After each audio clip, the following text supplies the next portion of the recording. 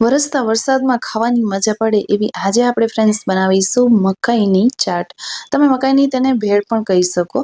તો ફ્રેન્ડ્સ એકદમ ઇન્સ્ટન્ટ આ નાસ્તો બની જાય છે અને ક્યારે તમને કાંઈ ચટપટું ખાવાનું મન થાય ને ઇન્સ્ટન્ટ પણ બનાવવું હોય તો તમે આ એક રેસિપી જરૂરથી ટ્રાય કરજો.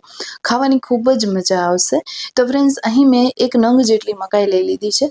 હવે આ મકાઈના છોતરા આપણે કાઢી લેવાના છે. સાથે સાથે તમે અહીં જોઈ રહ્યા છો કે મકાઈના આ જે ઉપરના રેસા હોય છે ને એને પણ આપણે અલગ કરવાના છે.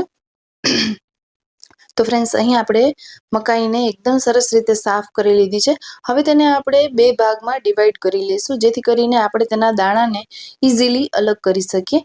તો ઘણા પાસે મકાઈ છોલવાનું જે મશીન આવે છે ને તો એ પણ હોય છે, તો એની મદદથી પણ તમે આ મકાઈના દાણાને અલગ કરી શકો છો. તો મેં અહીં હાથથી જ અલગ કર્યા છે. તો અહીં આપણે બધા જ મકાઈના દાણાને અલગ કરી લેવાના છે અને એકદમ સરસ એવી આપણે અમેરિકન મકાઈ આવે ને એ લીધી છે. ઓલી જે કાચી મકાઈ આવે છે ને એ આપણે નથી લેવાની, તો જ આ ચાટ ખાવાની મજા આવશે.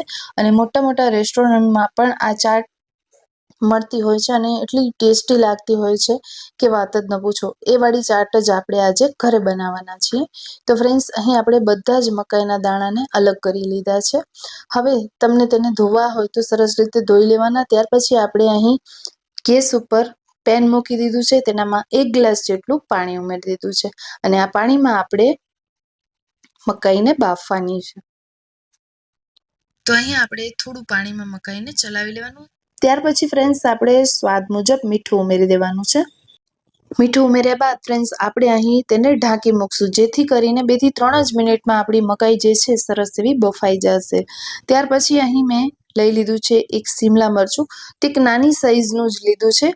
જો તમારી ક્વોન્ટિટી વધારે હોય, તમે વધારે જણા માટે આ ચાટ કે પછી ભેળ બનાવતા હોય તો તમને અહીં શિમલા થોડું મોટું લેવાનું છે અથવા 2 લઈ લેવાના છે.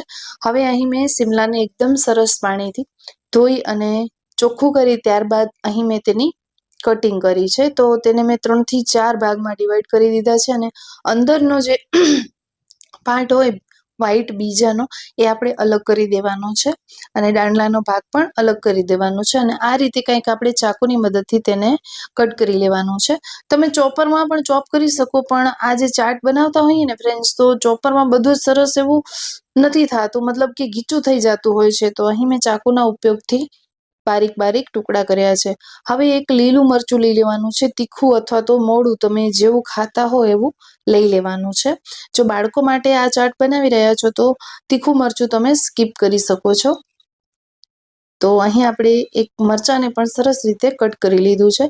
હવે એક નાની સાઈઝનું ટમેટું લઈ લીધું છે. તેને પણ આપણે સ્વચ્છ પાણીથી ધોઈ લીધું છે અને હવે તેને પણ આપણે કટ કરી લેશું. સોરી ફ્રેન્ડ્સ, થોડું મારું આજે ગળું ખરાબ છે તો વચ્ચે વચ્ચે તમને ડિસ્ટર્બ થઈ રહ્યો તો સોરી. તો ફ્રેન્ડ્સ અહીં તમે જોઈ રહ્યા છો કે મેં ટમાટરના પણ એ રીતે જ બારીક કટકા કર્યા છે. આપણે તેને ચોપરમાં કરીએ તો ટમેટા એકદમ પોતાનો રસ છોડી દેતા હોય છે. તો હું તમને સજેસ્ટ કરીશ કે ચાકુની મદદથી જ તમે અહીં ટમેટાને કટ કરો જેથી કટિંગ જે છે એ પ્રોપર દેખાય અને આ ચાટ રેસ્ટોરન્ટમાં સર્વ થતી હોય ને એવી જ આપણે ઘરે બનાવવાની છે. તો એવી ને એવો તેનો લુક આવશે. હવે એક ડુંગળી લઈ લીધી છે, તેની મેં છાલ કાઢી લીધી છે અને ત્યાર પછી ડુંગળીને પણ આપણે આ જ રીતે કટ કરી લેવાની છે. એકદમ બારીક બારીક ટુકડા કરી લેવાના છે, મોટી સાઈઝના નહીં, એકદમ નાની સાઈઝના. હવે આપણી અહીં મકાઈ પણ બફાઈ ગઈ છે. લગભગ 3 મિનિટ જેવું થયું છે અને મકાઈ સરસ એવી બફાઈ ગઈ છે. તો મેં તેને ચમચામાં લઈ લીધું હતું જેથી કરીને તેનું એક્સ્ટ્રા વોટર છે એ બધું નીકળી જાય. હવે ફ્રેન્ડ્સ આપણે શિમલા મરચું ઉમેરી દઈશું અને જે આપણે લીલું તીખું મરચું ઉમેર્યું હતું તે પણ આપણે અહીં ચાટમાં ઉમેરી દેવાનું છે. તો આપણે એક મોટા બાઉલમાં મિક્સ કરીશું અને જે ટમેટું આપણે કટ કર્યું હતું એ પણ ઉમેરી દઈશું. સાથે સાથે ડુંગળી પણ જે આપણે કટ કરી હતી એ પણ ઉમેરી દઈશું અને ત્યાર પછી ફ્રેન્ડ્સ આપણે અહીં મરીનો પાવડર લીધો છે જેથી તીખાશ થોડી વધારે આવશે અને ત્યાર પછી આપણે સંચર પાવડર લીધો છે અને થોડો આપણે 1 ચમચી જેટલો ચાટ મસાલો લીધો છે. એટલે આ ચાટ ખાવાની ખૂબ મજા પડે. થોડું નોર્મલ મીઠું ઉમેરી દઈશું. આપણે મકાઈ બાફતી વખતે પણ ઉમેર્યું હતું તો વધારે ન થાય એટલા માટે આપણે માપસર બધું ઉમેરવાનું છે. તમારા ટેસ્ટ એકોર્ડિંગ મસાલા ઉમેરવાના છે. અને ફ્રેન્ડ્સ એક અડધા જેટલો અથવા તો પોણા જેટલો લીંબુ આપણે નીચોવી દેવાનું છે. લીંબુની ખટાશથી આ બધા ઇન્ગ્રેડિયન્ટ જે છે એકદમ ચટપટા થઈ જશે. સાથે આપણે જે મસાલા ઉમેર્યા છે એનાથી આ ચાટનો ટેસ્ટ ખૂબ જ સારો એવો આવશે. ચમચીની મદદથી આપણે મિક્સ કરી લઈશું અને આ જે ચાટ છે, જો તમે ડાયટ ફોલો કરતા હો તો તમે ડાયટમાં પણ આ ચાટ બનાવીને ખાઈ શકો છો. તો સાંજે આવું કાંઈ બનાવી અને ખાઈ શકો છો. તમને કંઈ પણ બીજું ખાવાની જરૂરત નહીં પડે જો તમે ડાયટ ફોલો કરતા હો તો. તો ફ્રેન્ડ્સ, આપણી ઇન્સ્ટન્ટ ચાટ બનીને બિલકુલ રેડી છે. જો તમે જ્યારે ખાવાના હો આ ચાટને તો ત્યારે જ તેનામાં ડુંગળી ઉમેરવાની, નહીંતર સ્મેલ આવી જશે. તો ફ્રેન્ડ્સ, આપણી એકદમ ઇન્સ્ટન્ટ, એકદમ ચટાકેદાર, ટેસ્ટી, ચટપટી ચાટ બનીને બિલકુલ રેડી છે. વિડીયો આજનો કેવો લાગ્યો છે કમેન્ટ કરવાનું બિલકુલ ના ભૂલતા. વિડીયો ગમ્યો હોય તો લાઇક, શેર અને સબસ્ક્રાઈબ જરૂરથી કરજો. ફરી મળીશું, ત્યાં સુધી આવજો.